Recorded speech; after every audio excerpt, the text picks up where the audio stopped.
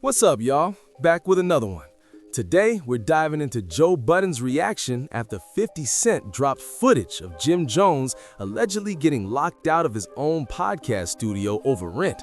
You won't believe this clip. Let's check it out. Yeah, speaking of going viral, have you all seen the video circulating around the internet regarding our brother Jim Jones? I did. I haven't. You haven't? Nope. Okay, I'll show it to you right now. we'll pause and let you watch it and reflect. Try to get it. I felt bad. I don't know what's true and what's not true, but the video shows Jim Jones allegedly trying to kick open a door of a place from which he has been allegedly evicted. According to reports, this video came from 50 Cent, who later put out paperwork that allegedly shows that he was evicted. And I read it. And I made the screen big. I did too. I did too. I ain't gonna lie to you, I did. AI. Like I said, I don't know if it's true or not. Jimmy legs too little. No, from what I heard, some people close to the story told me that it's fake. Said that the paperwork is fake. Said that the landlord is a bum and said that he don't be doing shit. And he tried to evict Jim. And supposedly the document for non-payment, is that right? Supposedly the document that he created is a fake document that he just literally created on his own, allegedly. So I don't know where it's gonna fall, but that's what I heard. And how about the kicking in the door part? They said that the police came later on and made the landlord unlock the doors and leave the premises because Jim is renting the premises out legally, and that's what I heard. Even if you were to be behind on your lease, you can't lock people. Just lock people out. Yeah, process. Yeah. So that's what I heard. Especially in New York. And after that came out, a couple hours later, Jim did post in the studio. Inside. So yeah, they said the police came and made the landlord unlock the doors and leave the premises. So I don't know how true whichever side was, but I just want to be fair to Jim and you know what I mean, not make look like a bum to 7 million people. See, but that's the hard part about the internet, and I agree with you. Like I said, I don't know what's true and what's not true. I hope it's not true. I hope he hasn't been evicted. I don't have any, you know what I mean? But once that video goes out, you spend the rest of your life trying to explain some shit, and you can't roll that shit back. Like, because there are a lot of people that'll see that video of him trying to kick the door in that'll never see a correction or replay or whatever. And so it's like, that's what makes this shit so diabolical. See, I look at Jim ain't trying to explain it. Like, even in the video he put out, he had the last dragon on the screen. He laid up the boards and chopped the boards. Like he played again. Jim, when he was up here, he told us, anytime my name trend, I'm just trying to roll with the algorithm now. That's his like thing. A lot of people will come out and immediately start trying to clear up.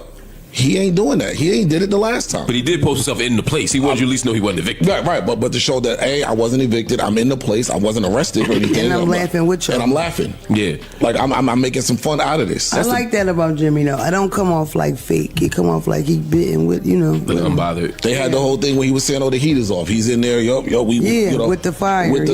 Like whatever y'all say, I'm going to play into it. I'm going to have some fun. But from all on the surface, at least, it looks like everything is all right over there. What's the other option? What's the other option? Do you cry? Exactly. What the you gonna do? He's handling the situation as best you can. And but I'm going saying at it with a that's relentless. That's never gonna let it go. So if you're not gonna take this kind of let's bid about it, you're gonna around. Can't beat him at the game. Dog, you can't. You have to play with 50, or you're. I mean, really. He's unbeatable. Oh my God, 50, get his eyes on you, boy. He unbeatable. You were gonna say something? He was about to say something. Oh no. It's cool. I don't remember what I wrote there. What do y'all make of the 50 Cent approach to this? I mean, like, this seems to have started, I know they've had their back and forth over the years, but it seems to have started again when they criticized 50 for doing the Diddy doc. And then it's just been going off since then. I don't know if they regret doing that or if they're like fine with it. I don't know. But for me, from a 50 Cent perspective, I'm like, at what point is enough? At what point do you say, enough, I don't got to keep When has 50 ever said enough? Ever. All right, listen up. This clip goes way beyond just jokes about rent. Joe Budden isn't rushing to label what's true or false, but he's making a big point. In today's world, stuff can go viral in seconds and stick to your name forever. Well, maybe a better question is, when should he say enough? For what? Yeah, why? It's only for him to determine. You got to assume he'll tire out at some point. Yeah, but that's for him to determine when. If I was Jim, I'd be annoyed just because I'm not evicted. Y'all keep saying I'm evicted.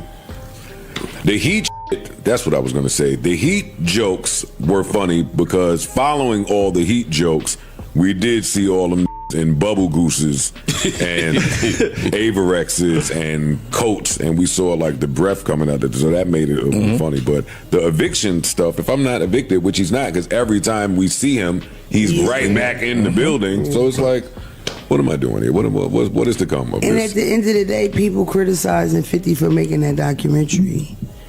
I don't even see how that's so crazy of a thing. You know what I mean? Because his background, where he come from, you know, it's police shit. So it's like some people look at that like, what the f are you doing? Sure. Right? Especially when you think about the fact that he's tagging his baby mom. So like, what are we really talking about? You know, I don't, you know, at the end of the day, that's just, you never know. You never know. I don't think when, making a doc is police though. I said no. I'm not saying that making a documentary is police. I'm saying that people that look at 50 Cent, I could see people thinking that was corny or that was whatever because of where he comes from. Because who he is in the world. Yeah, I got you. That's all I'm saying. I hate that logic, but I hear what you're saying. Like, I hate that people look. I mean, you got to be able to make a documentary. At some point, because are you making a documentary for the victims? Is that why you making it? Because you care about the victims? Do you believe that in your heart he care about victims? No, but I don't want to hold him to that standard when I don't hold none of these people paramount to that standard. Right. Nobody makes docs for the victims. All the people that very few people do. Yeah. Maybe Surviving R. Kelly. That's probably the only doc I've seen where I know the people who did it actually care about the victims. But in general, people make docs to make money. Right. So I don't want to be like, well, 50's only doing it to make money or for revenge or whatever they think the reason is, because all these people in suits and boardrooms do the same shit. You know what I mean? Right, but the the baby mom, that just don't count. Oh, I'm not. I don't know if that's true or not. His motivation, I'm saying, because I feel like he's hated Puff long before that too. But I'm saying whatever your motivation is, I don't want to hold 50 to a standard of you have to have pure intentions when you make a doc, because we don't hold nobody else to that standard. That's all I'm saying. I guess. But it's still a funny video. That's it. It was funny. Yeah. Ain't nobody got hurt, so yeah. It's cool laughing at it. Yeah, I'd rather see him laugh than see him pissed. Like, I don't want to see Jim. I don't want to see Jim crashing out. I don't want to see Jim going. You know, none of that. I don't want to see old Jim. Right. So if this is the way you handle it, cool. Yeah, I'm with that. Agreed. I wouldn't do it 50's on right now, but there is I gotta admit, a little level of admiration I have for somebody who's willing to just never. Wow, says a lot about you. It does. Yes. But not surprising. No. To not let something go.